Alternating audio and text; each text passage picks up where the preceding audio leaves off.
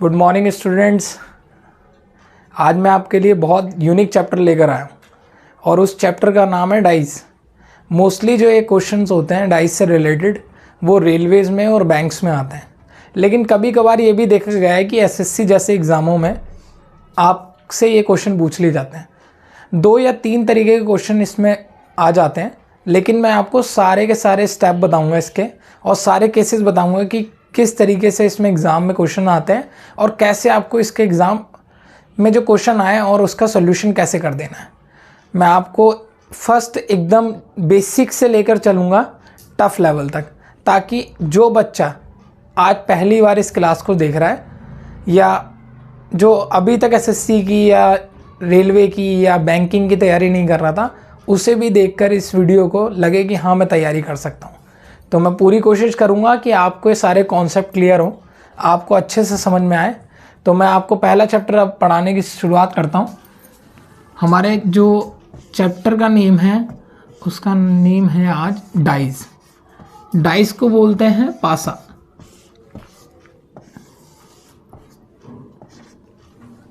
Dice, अब मैं आपको थोड़ा डाइस के बारे में बताऊंगा। डाइस जो होता है बेसिकली वो एक क्यूब होता है, क्योंकि इसकी 6 सरफेसेस होती हैं जो कि इसमें, लेकिन डाइस में हमको 3 सरफेसेस दिखाई देती हैं। कभी भी आप बुक्स में न्यूज़पेपर में अगर पढ़ोगे तो इसमें 3 पोजीशन हमको दिखाई देंगी और 3 पीछे की पोजीशन जो रहती हैं वो हाइड रहती है। और मोस्टली क्वेश्चन उसी में से आता है, उसी में से ही क्वेश्चन पूछे जाते हैं कि वो जो 3 पोजीशन जो होती हैं छुपी हुई वाली, कि इसके पीछे क्या आएगा। तो मैं आपको बेसिक्स लेवल से समझाना चाहता हूँ। तो मैं आपको पहले इसके केसेस बताता हूँ कि कितने केसेस इसमें बनते हैं। मोस्टली इसमें 4 केसेस बनते हैं। तो पहला केस मैं आपको रीड आउट कराना चाहूँगा। पहला जो केस रहता है वो होता है 1 पोजीशन आर गिविंग।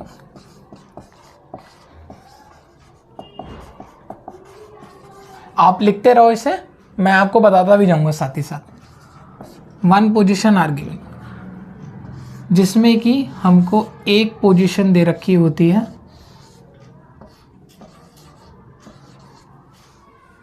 ऐसा नहीं है कि ये न्यूमेरिकल में ही होगा, ये न्यूमेरिकल से अलावा ये सिंबल्स में भी होते हैं, अल्फ़ाबेट में भी होते हैं।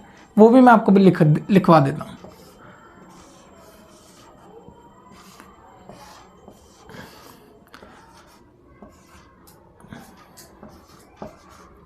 और डाल लो यहाँ पे। और ये सिंबल्स में भी होता है।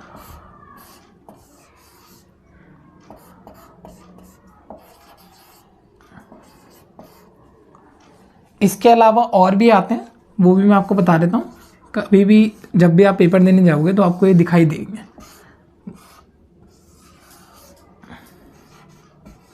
पीला, येलो,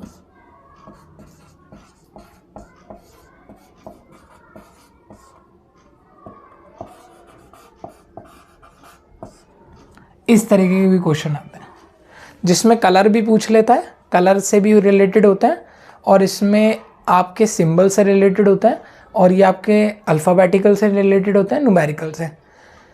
अब सेकंड पोजीशन लिखो। फर्स्ट पोजीशन हमारा फर्स्ट केस हो गया। फर्स्ट केस हो जाने के बाद सेकंड है, जिसमें होते हैं 2 पोजीशंस आर गिविंग।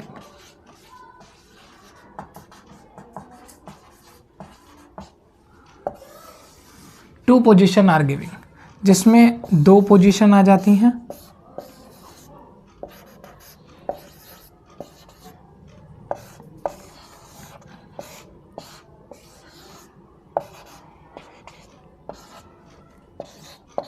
और लिख दो यहाँ पे, क्योंकि इसमें अल्फ़ाबेटिकल भी पूछ लेता है।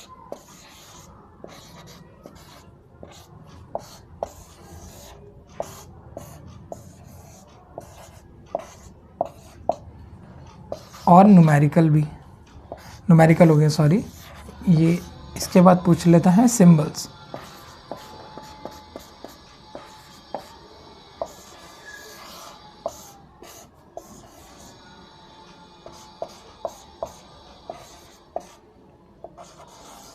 इस तरीके से ये सिंबल्स भी पूछ लेता है।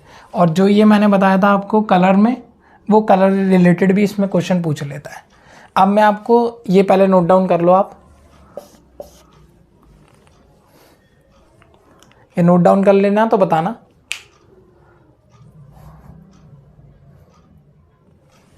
वन पोजीशन आर गिविंग, जब एक पोजीशन दी गई हो। हाँ, टू पोजीशन आर गिविंग, जब दो पोजीशन दी गई होती है तो दूसरे से रिलेटेड है। टू सेकंड केस है, केस फर्स्ट डाल लो और केस सेकंड डाल लो, तो दो पोजीशन से रिलेटेड है। फर्स्ट केस पढ़ा दिया, सेकंड हो गया। ये अभी बेसिक कॉन्सेप्ट है, अभी पूरा नहीं समझाया, मैं बेसिक कॉन्सेप्ट से लेके चलूँगा एकदम टफ लेवल तक। आप पहले इतना नोट डाउन कर लो, ठीक है? हो गया नोट डाउन? ठीक है, मैं बताता हूँ, थर्ड पोजीशन बताता हूँ, जिसको कहते हैं थर्ड केस।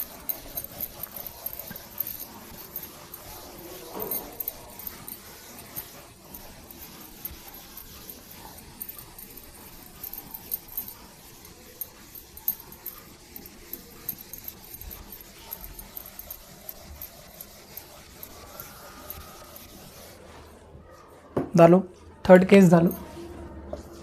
थर्ड केस ये होता है हमारा मोर देन टू पोजीशंस, जब दो से ज़्यादा पोजीशन दी गई। जैसे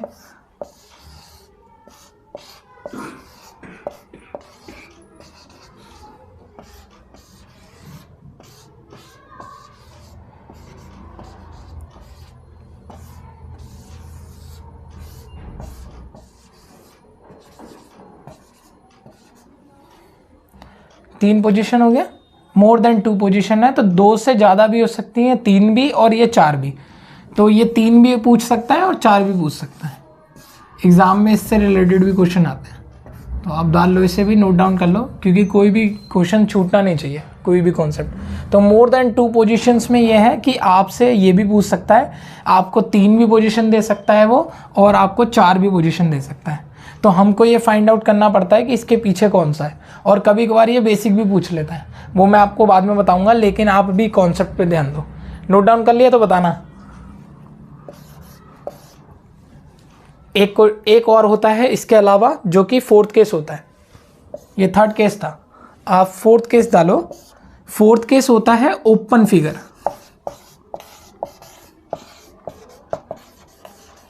इसको बोलते हैं ओपन फिगर। ओपन फिगर, अब मैं बताता हूँ ओपन फिगर कैसे होता है। जैसे आपको ये डाइस दे दिया,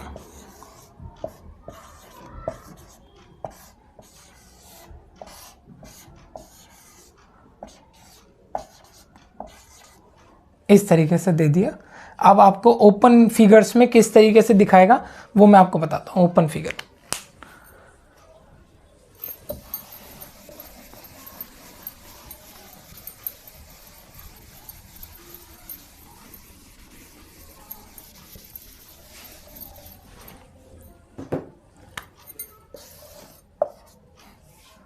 ओपन फिगर में जो देते हैं वो इस तरीके से क्वेश्चन दे देते हैं। एक, दो, तीन, पाँच, छः, चार, इस तरीके से ये क्वेश्चन पूछ लेता है। अब इसके बाद कभी कभार ऐसे भी होता है, एक, दो, तीन, पाँच, चार, छः, ओपन फिगर से रिलेटेड। और कभी आप देखोगे तो ऐसे भी आएगा उसमें पेपर में, जो कि आपको शो करेगा। एक, दो, तीन, पाँच, चार, छः। तो इस तरीके से भी आपको क्वेश्चन दिखाई देंगे आपको एग्ज़ाम में।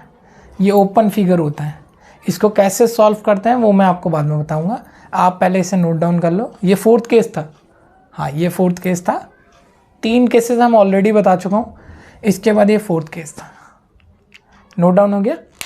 ठीक है।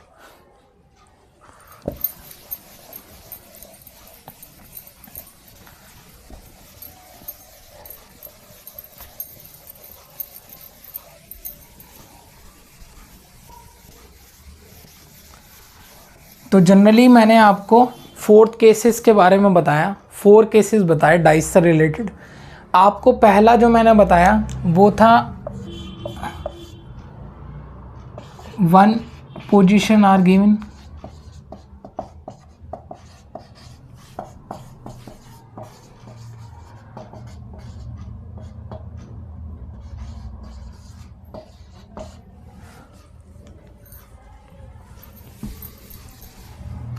जब आपको एक ही पोजीशन दी गई थी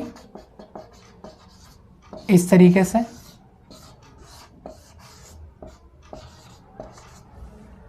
second position are giving, 2 position are giving,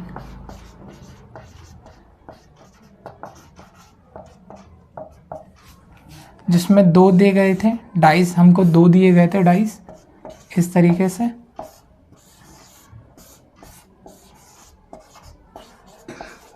इस तरीके से थर्ड जो हुआ हमारा मोर देन 2 पोजीशन,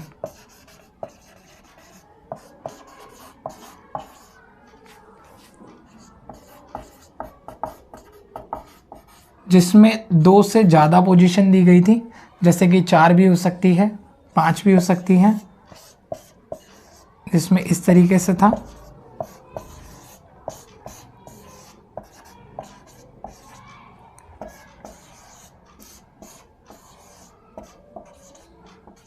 इस तरीके से इसमें 4 भी पोजीशन दी सकती है। और एक था हमारा ओपन फिगर, ओपन फिगर जिसमें इस तरीके से था।